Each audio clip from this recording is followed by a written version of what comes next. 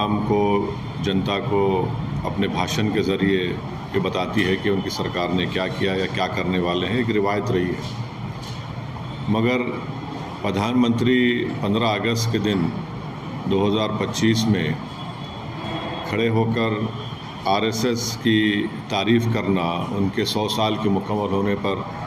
उनके बारे में प्रधानमंत्री ने देश को जो बताया है, मैं समझता हूँ कि ये हमारी जंग आज़ादी की जद्दोजहद की एक बहुत बड़ी तौहीन हुई। इसलिए कि आरएसएस और उनकी जितनी तंजीमें हैं वो तो जंग आज़ादी में हिस्सा नहीं लिए, बल्कि वो तो अंग्रेज़ों की ताईद में रहते थे और वो अंग्रेज़ों से ज़्यादा मुजाहिदीन आज़ादी से नफ़रत करते थे, चाहे गांधी हो या जितने बड़े बड़े नेता उस वक्त के हो हैं। तो मेरा मानना यह है कि आरएसएस हमेशा से 1925 से लेकर अब तक और मुस्तक़बिल में भी वो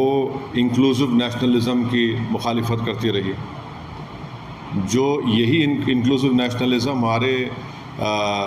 जो हमारे बुज़ुर्ग गुज़रे हैं, जो हमारे मुजाहिदीन आज़ादी गुज़रे हैं, उन्होंने इसी बुनियाद पर इस देश को आज़ाद करवाया अंग्रेज़ों की ग़ुलामी से। और जो हिंदुत्व की आइडियोलॉजी है वो हमारे भारत के संविधान के बिल्कुल ख़िलाफ़ है, बिल्कुल ख़िलाफ़ है। तो प्रधानमंत्री अगर आरएसएस के दफ्तर पे गए तो मैं कुछ नहीं बोला, कि मैं जानता था वो तो स्वयंसेवक थे और हमेशा रहेंगे। मगर जब आप प्रधानमंत्री के तौर पर ये कह रहे हैं और इस तरह की बात कर रहे हैं, जो संघ परिवार इस मुल्क में हेट्रेड को फैलाती है, डिवीज़न होता है, तो ये तो प्रधानमंत्री उनकी तायीद कर रहे हैं। आप हम देख लीजिए कि नॉन कोऑपरेशन मूवमेंट है,